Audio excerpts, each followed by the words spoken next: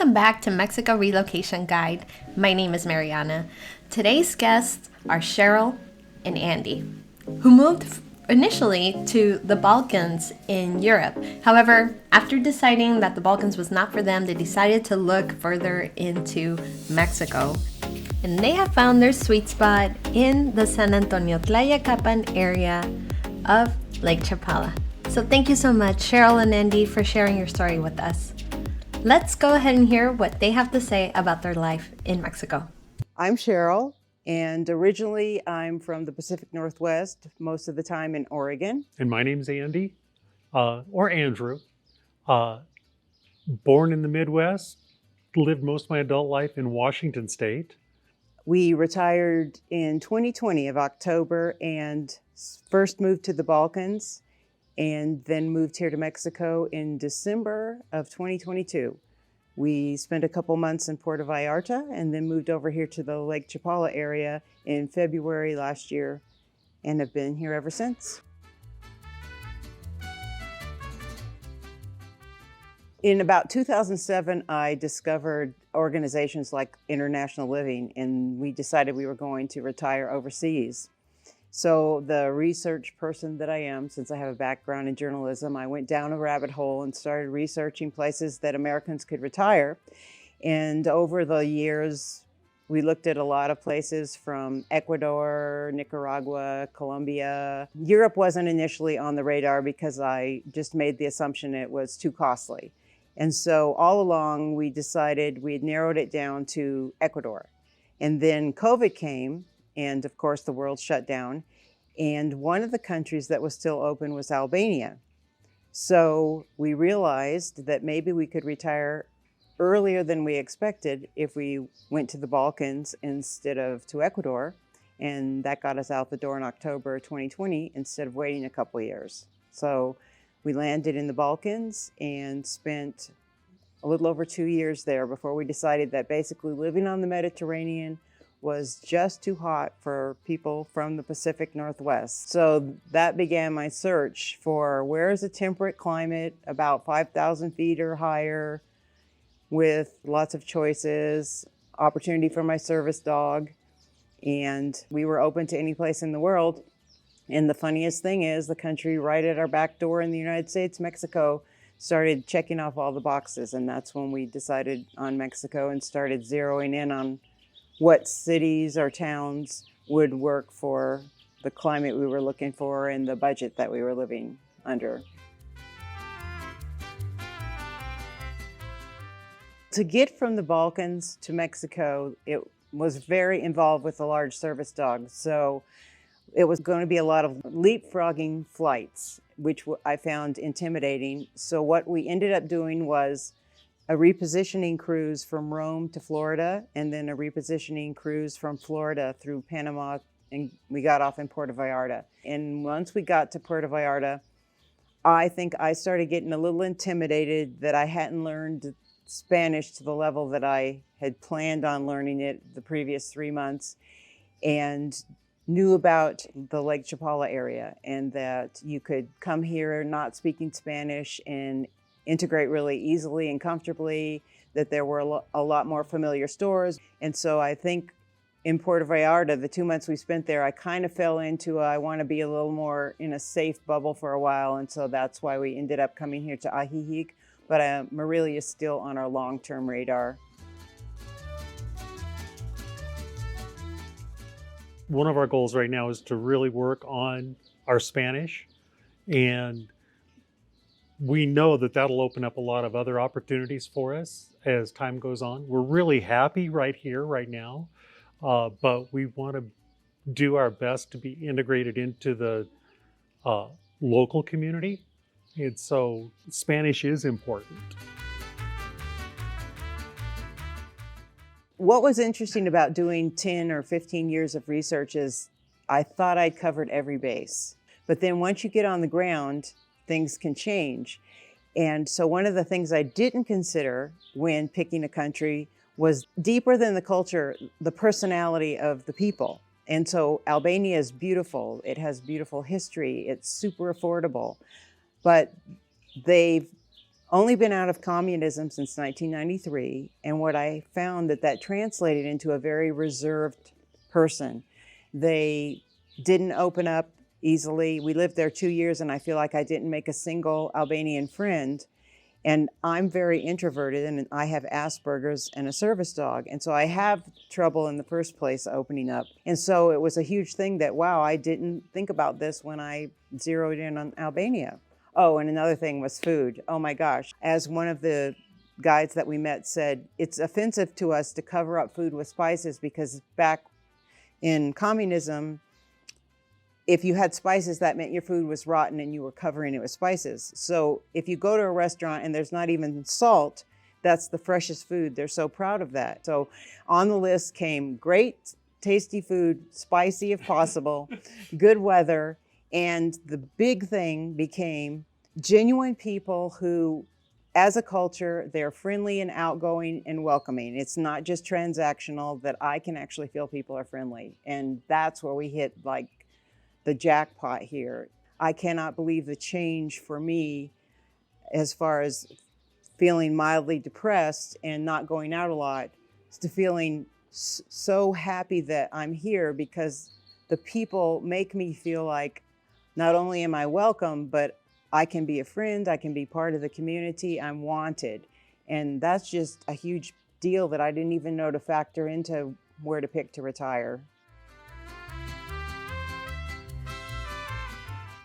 My cultural shock is that being from America, I feel safer here in Mexico, whether it's the news or the influence of other people, or maybe a few experiences somebody had 20 years ago. You learn that Mexico isn't safe. And personally, I would say America's not safe. And never once in the time that we've been here in Mexico have we ever felt in any peril whatsoever. I don't know if I would say it was a shock. I thought Mexico was a desert, but again, I only knew it from Southern California and from Tucson. So I feel like I was so embarrassingly uneducated about that there's huge mountain ranges, there's waterfalls, there's lakes, there's woods. So being from the Pacific Northwest, I already did my desert time. I'm not interested in living in the desert, but there's lush, tropical vegetation, and you don't have to live at the beach. I don't know, I just had this picture of Mexico, and that's not Mexico for me. And so I realized that when our family is saying, why in God's name would you go to Mexico? Why are you living in Mexico? It's like it offers everything on our list of places we didn't think we could achieve, from the food to the people to the cost to the gorgeous scenery. It ticks every box. And here it was so close, just a short flight away. And we went 40 hours, multiple flights clear across the ocean to find something that we had so close before we even left. So weather-wise, I'm hoping that this past year has been an El Nino year, and so my fingers are crossed that it's going to cool off in the hot weather, because it was a little too hot for me this last summer, but people do say it was hotter than normal. So it's at the upper edge of my comfort zone. In my dream weather, it'd be like 72 degrees all year. So it didn't get as cold this winter as I thought.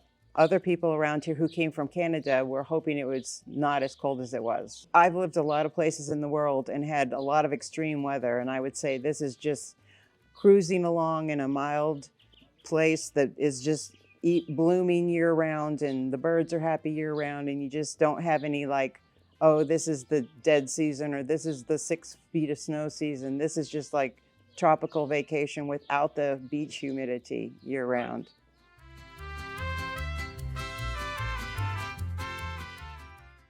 As far as reactions from family and how they felt about us moving to Mexico, initially there was surprise and concern, like they were afraid for our safety.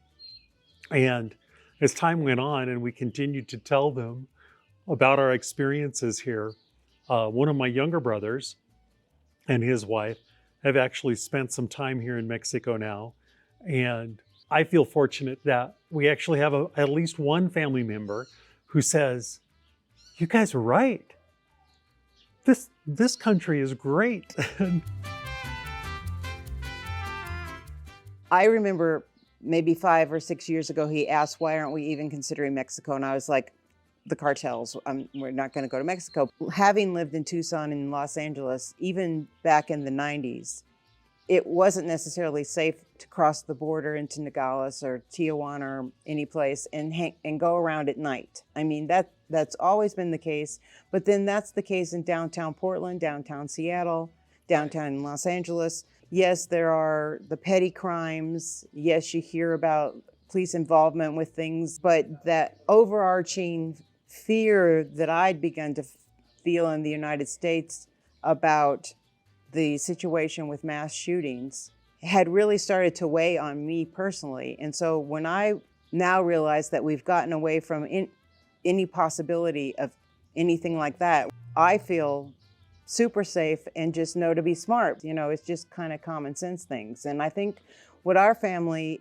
was concerned about was literally that you couldn't walk the streets day or night without shootouts or something, you know, like that the cartel had overrun the country and that everyone was controlled by the cartel. And so I think now they're relieved that time has passed and we're able to say firsthand, you know who to get involved with, you know where to go and when not to go. And I just wish probably about 8 years ago I had learned what I learned, because we probably would have just moved straight to Mexico. When it comes to finding a property to rent, and we are renters, personally, I thought the process was very easy. All you really need is first, last, and a security deposit. The issue of qualifying for a place is different in different communities. Here in Lake Chapala, that's pretty much become the norm because of the huge number of Americans and Canadians that have come here. They've more or less adopted what they do in the United States and Canada. The other question is finding the property. We have a service animal, so that makes it more challenging. Not all properties will allow pets. You have to be aware of that. And how we found properties was a lot of research, basically Facebook groups, Facebook Marketplace. In fact, I think we've had more success with Facebook Marketplace than any of the other online real estate. And I've been approached by friends, how did you find that place? We never even saw it anywhere. We've been looking for months and months and couldn't find it. And I go, well, we just pay attention to what's listed almost every day. We check every morning. And then when something comes up, we immediately move on it. You don't want to waste any time because your more affordable or more reasonable priced properties move very quickly. Currently, we live in San Antonio in a gated community, and we actually moved to this gated community from another location here at Lake Chapala because initially we thought we didn't want to be in a gated community. We wanted to be in a Mexican neighborhood, but I didn't realize when we picked the house that being as large as Sebastian is, that he wouldn't fit on the bus because we don't have a car. And so because I can't get anywhere on the bus with him and I can't go by myself anywhere without him, I was not really venturing out anywhere. So after about 6 months, we decided that we would relocate down to, this is closer to the movie theaters, Walmart, a lot of restaurants, the bike path, and it's easy to catch the Guadalajara bus from here. And also in this gated community, there are a lot of scheduled activities from parties to water aerobics, Tai Chi, cards, and walking is really easy because the roads are paved down the center. And we're finding that there are pros and cons to a gated community. The pros far outweigh the cons. Everyone is really friendly, but I kind of liken it to if you joined a high school in the middle of the school year, the groups are formed and you're the new kid. And so you really have to know that you're going to have a little bit of figuring out ways to find your group, especially in a gated community like this one, where most of the people, probably 90% of the people, have all been here since it was built 15 years ago. We hope to move out of the bubble a little bit and integrate. But after 2 months of not going out and doing anything, realized that I had to figure out a different way to approach the whole social scene and making friends.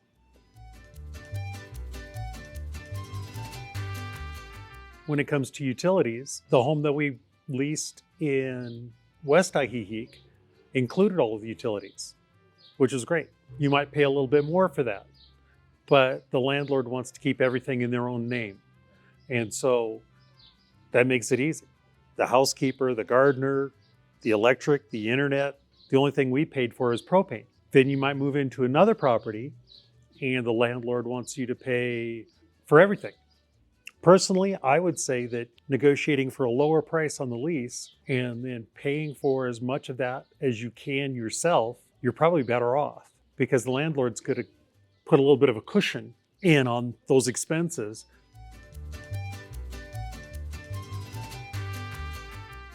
When it comes to grocery shopping, especially here in the Lake Chapala area, it's really easy. We primarily eat meat. We're on a very limited diet for medical reasons, but the fresh produce and meat sources are abundant everywhere here in this area. And the prices vary quite a bit depending on where you're at. I'll go to Chapala to get a lot of our groceries just because Chapala is substantially less expensive than Ajijic. And it's a 15-minute ride on my bike to go to Soriana in Chapala or any of the little markets around the square in Chapala. Then for other items, we're just a few blocks away from a Walmart here in San Antonio, where we could get almost anything else we need. There's several pharmacies everywhere. Most pharmacies, the pharmacist speaks English, which makes it really easy. Let's say if you have a prescription that you need to have refilled from Canada or the United States, either bring a copy of your prescription or bring the bottle with the medication on it. And even if they do not have the exact same medication, they will find a comparable medication for you in most cases. Andy has had an annual physical and a dermatological sun screening thing, and both of them were about $29. And then when we first got here, before we lost weight, he was taking one prescription and he had to get that through the doctor. And so it cost 500 pesos, is approximately $26 for the doctor visit and getting the prescription. And then she just refills it now. And the prescription used to cost him $90 for our copay. And we had excellent insurance through his employer. And it cost the equivalent of about $40 full out of pocket when he was taking it here. So that's been shocking. So we have travel insurance for medical emergencies, but once we qualify for Medicare, we're not even going to do Part B because it's so affordable here out of pocket. Everything up into a heart attack level of emergency, you're talking about anywhere from $5 to maybe $30 to deal with it. In the 15 months we've been in Mexico, our total medical costs are, it's a total less than our monthly co-pay costs were in the United States.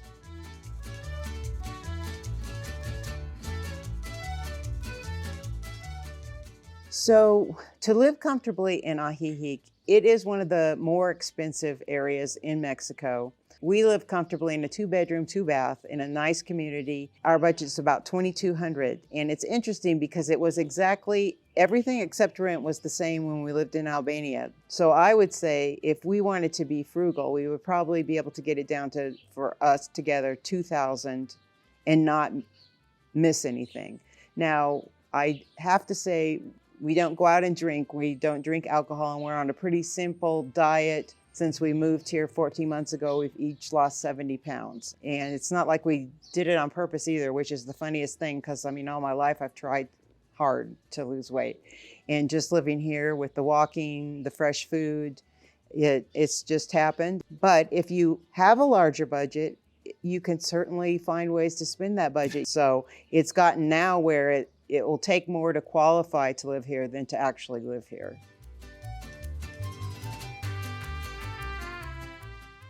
one of the reasons we're going to stay renters, I don't like the term expat. I am an immigrant. I'm immigrating to Mexico. This is my permanent home. And what I want to do here is contribute and make a positive impact. And for me, I want to be knowledgeable about the language, the culture, meeting people, knowing people, making good friends, but on an economic level, being sensitive and knowledgeable. So I just kind of want to share, let's be mindful of that we're not coming in here imposing anything.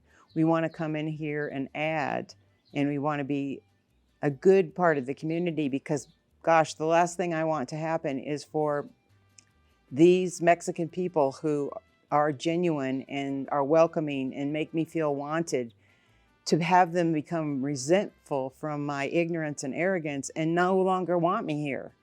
Because I don't want to find another country. I want this to be the country, and I don't want to do something where it's like, you know what, we want to close the doors. We don't want any more new people here because I just came from a nation that's doing that, and I don't want to be part of helping another nation do that.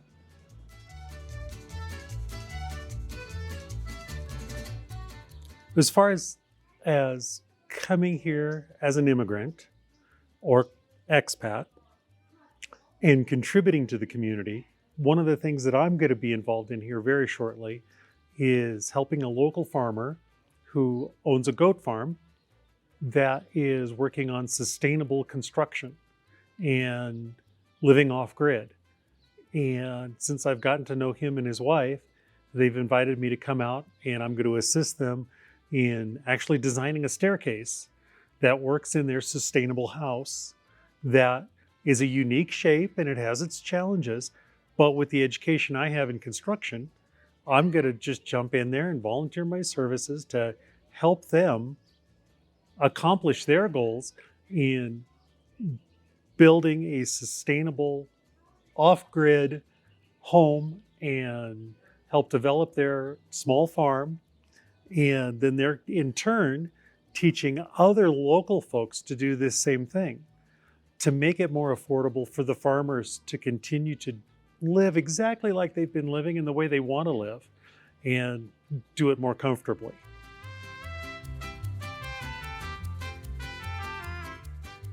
So if you're considering the Lake Chapala area, my advice to you is don't make a vacation of coming here, because that's most people that I meet that are visiting, it's their vacation. I would say rent a house. If you think you're going to live in a house, don't stay at a hotel, and try to come for a month and schedule a few things to do that are vacation-like. But for the most part, go out to restaurants, talk to people about where do you shop, how often do you have to go to Guadalajara versus staying in Ajijic. For example, we don't have a car, and we haven't gone to Guadalajara one time in 14 months. So everything we need is in this area. So spend the time living like a local. Living outside your country of origin is not the same as going somewhere on vacation. It's night and day. If you're still watching the video at this point, I just want to thank you for spending the time to listen to us. The Mexico Relocation Guide is an incredibly valuable resource. So don't hesitate to invest some time and some money into the people that have experience working with foreigners that want to move to the area, because it's just incredibly valuable information and can really speed up the process and make you feel much more comfortable about the decisions you make. Well, I'm really grateful to have had this opportunity to share my experience getting here to Mexico and how much we're enjoying it. And even if this interview wasn't being done by Mexico Relocation Guide, I would mention to you that, for example, we're going to visit Morelia at some point. And one of the things we're going to set up along with where we're going to stay is hiring a facilitator through the Relocation Guide to set up, to take us around, to show us the different neighborhoods, where we would shop living in those neighborhoods with no car, quiet places versus busier places, and just tell us from their perspective what are the good and bad things about Morelia, especially with a big service dog. And so even if you don't plan on coming for a while, I would buy the relocation guide and really go through it and study it and familiarize yourself, because I'm telling you, I mean, I have still not gotten over anything you want out of a country. You can find it here. And so the more specific you can get your I want this list and sharpen it down, you can find that spot in Mexico. And I'm ashamed to say I didn't know that until I got here. Thank you. Thank you so much for watching.